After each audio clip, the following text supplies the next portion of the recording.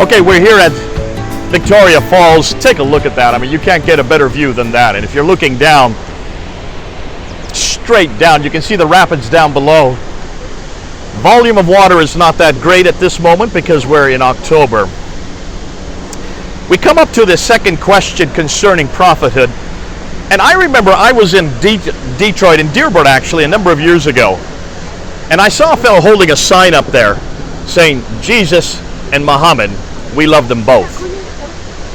I went up to him and I said, I'm so glad you have Jesus above Muhammad. Make sure you always keep him on top. And he said, no, they're the same. I said, no, they're not. I'm going to show you how Jesus is greater than Muhammad using your own scripture. So I opened the Quran there and the crowd started to form like we have a crowd forming here right now. And I started going through and I started with chapter 19, Surah 19. And I said, let's do a comparison of Jesus and Muhammad looking at your Quran. Here in chapter 19, verse 20, Jesus is born of a virgin. Was Muhammad born anything special? And they said, no, he's not. I said, already you see at his birth that he is superior. There's something special about his birth.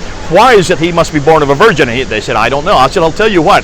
Whenever you have a question, who are you supposed to go to? In chapter 10, verse 94, in chapter 21, verse 7, it says very clearly, whenever you have a question, you're to come to us, the people of the book, the Al-Kitab.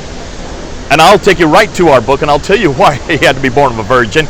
It's right there in Isaiah chapter 7, verse 14. Chapter 7, verse 14. Isaiah says, for this shall be a sign. Wake up, Muslims. This is a sign now. A virgin will conceive. There's the sign. Virgins don't conceive. Not in my world they don't conceive. So whenever a virgin conceives, that means something special is happening. And in this case, the special is that this woman who is not married, is going to conceive. She's still a virgin, proving that God is doing a miracle here, and it will be a son. That means it has to be a male, which is fulfilling Genesis chapter 3, verse 15. But what's most important, he then goes on and says, when this virgin conceives and bears a son, he shall be called Immanuel. Now, what does that mean? That means God with us. So when he conceives, God is with us. Folks, that you can't get any more clear than that. Only Muslims know that a virgin has conceived and her name is Mary. So the very first thing that we see is Jesus is superior to Muhammad in his birth. In chapter 3, verse 46, as a little baby, he speaks from the cradle. Could Muhammad do this? No, he could not. 3 verses later, in chapter 3, verse 49, we see that this Jesus, Issa, takes some mud, forms them into birds, blows them, and they fly up into the air, which means he could create out of nothing. Could Muhammad do any miracle? And the answer is absolutely not. According to the Quran, he then heals the sick, gives sight to the blind, and resuscitates the dead. Muhammad couldn't do anything like that. So now we've got 6 categories already where Jesus is superior, just looking at 3 verses. And then we come back to chapter 19 again. So I started with chapter 19, I'm returning to chapter 19, Surah 19, verse 19, where it says that this Jesus, Gabriel's telling Mary, is the righteous one, the sinless one. This Jesus is without sin.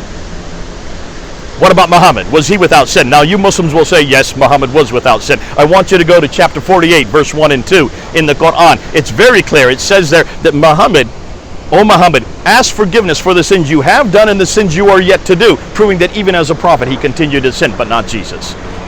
No, not Jesus. And that's why I love, even from the Quran now. And I said to those, by this time the crowd had gotten quite large, I said, can you find me anything in the Quran that shows that Jesus is equal to Muhammad or inferior to Muhammad in every major category, even with the Quran? And we've only gone to the Quran. We haven't even gone to the Bible yet.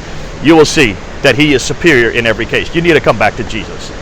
Forget about Muhammad. He's not the one you need to go to. And that's why it's so important that we go back to both scriptures and do a comparison. Well, this is Jay here in Victoria Falls, beautiful Zambia. You can't get much more beautiful backdrop than this. Talking about the man I love the most, Jesus Christ. Come on home. Over and out.